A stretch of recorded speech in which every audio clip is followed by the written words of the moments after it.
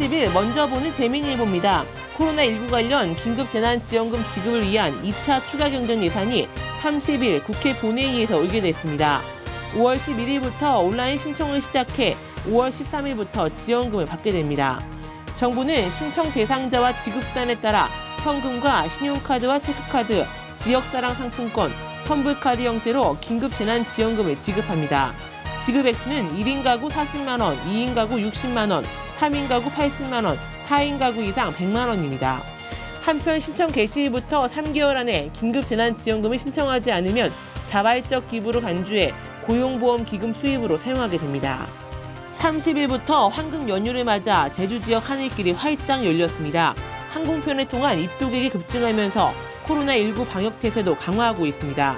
한국공항공사에 따르면 김포와 제주공항을 오가는 항공편은 연휴 시작 하루 전인 지난 29일 238편을 시작으로 연휴 다음 날인 5월 6일까지 1,908편이 운항될 예정입니다.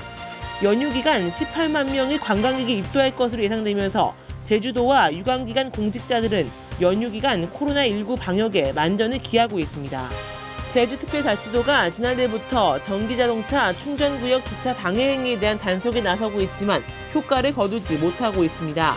단속 범위가 제한적이어서 유명무실한 규제 정책으로 전락하고 있는 실정입니다. 불합리한 제도 개선이 시급한 과제로 제시되고 있습니다. 한편 현재 충전 방해 행위로 간주되는 행위는 일반 자동차를 충전구역에 주차한 경우와 급속 충전기를 1시간 이상 이용해 충전한 경우, 충전시설을 고의로 훼손한 경우 등입니다. 이달 중순부터 코로나19로 피해를 본 소상공인에게 빌려주는 긴급대출의 한도가 기존 3천만 원에서 1,000만 원으로 조정됩니다. 금리는 연 1.5%에서 3에서 4%대로 오르며 소상공인 시장진흥공단과 기업은행, 시중은행으로 나뉘었던 긴급대출 접수 창구를 6대 시중은행 창구로 일원화됩니다. 1차 소상공인 긴급대출을 받은 사람은 2차 지원 대상에서 제외합니다. 코로나19 여파로 소비가 위축되고 경제활동이 둔화하면서 문화체육관광 분야 기업들의 소비자 체감경기 지수가 역대 최저 수준으로 떨어졌습니다. 한국문화관광연구원이 공개한 2020년 1분기 문화체육관광 동향조사 결과에 따르면 1분기 문화체육관광 기업 경기실사지수는 49.2로 작년 4분기 87.9보다 38.7포인트 하락했습니다. 코로나19로 인해 국가별 입국 금지와 제한 조치를 취하면서 해당 업종에 직접적인 영향을 미친 결과로 분석됩니다. 자세한 내용 재미일보 사회면에서 보실 수 있습니다. 정부가 초중고교의 5월 개학을 준비하고 있는 가운데 고교 3학년만 5월 11일 먼저 등교하고 중학교 3학년을 비롯한 나머지 학년은 19일 이후에 순차적으로 등교하는 방안을 검토 중입니다.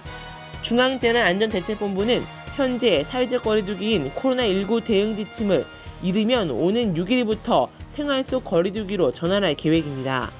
교육당국은 고교 3학년은 생활 속 거리두기 지침을 지키는데 별 무리가 없을 것으로 보고 먼저 개학하기로 했다고 밝혔습니다. 자세한 내용 재미일보에서 보실 수 있습니다. 지금까지 먼저 보는 재미일보였습니다.